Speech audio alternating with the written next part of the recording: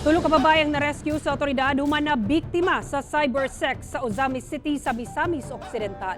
Ang detalye sa live report ni Cyril Chavez. Cyril.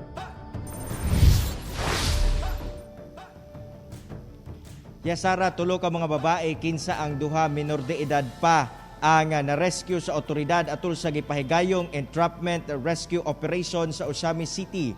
Samtang ang sospek nga nagapamugaw sa mga biktima nga kabanay ra sa usa sa mga biktima ang nadakpan sab.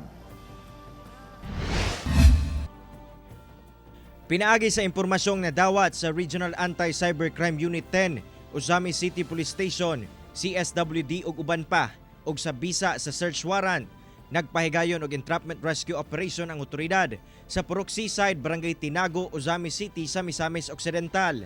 Sa mong operasyon, na-rescue ang tulo ka babae kung asa duha ang minor de edad nga biktima sa cybersex. Gilayon sab nga nadakpan ang babaeng sospek nga gitudlong recruiter o bugaw sa mga biktima nga nasayrang kabanay sa usa sa mga biktima.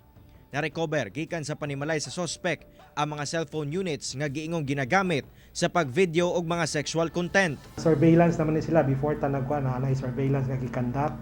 Nakita mo pre-operations and gi-applyan nato o kanang search warrant para ma-legal gid ang atong lihok. Gi-turn over na ang mga babaeng na-rescue ngadto sa City Social Welfare and Development Office sa Ozamis.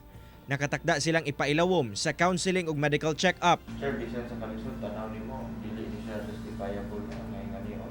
Dili kini justifiable kay ato man gi-exploit ang mga kabatan-unan sa minor nga edad tungod inana, pag-abusaran sa mga laing tao, either local or foreign national, tungod sa kakabus o dili ni babag nga dili nato ni sila sugpuon. Samtang gidala na sa Ozamis City Police Station ang sospek og pasakahan og kasong qualified trafficking in persons in relation to Republic Act number 10175 or Cybercrime Prevention Act of 2012.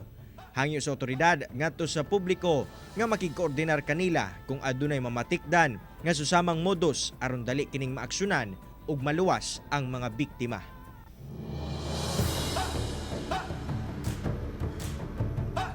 Sara, matod pa sa kapulisan nga kapobrehon o kalisod sa kinabuhi ang hinungdan o ang rason sa sospek kung ngano niya kini nahimo ngadto sa mga biktima. Apan na matod sa otoridad dili kini igong rason aron na panamastamasan ang tawhanong katungod sa mga biktima. Sara. Okay, daghang salamat, Cyril Chavez.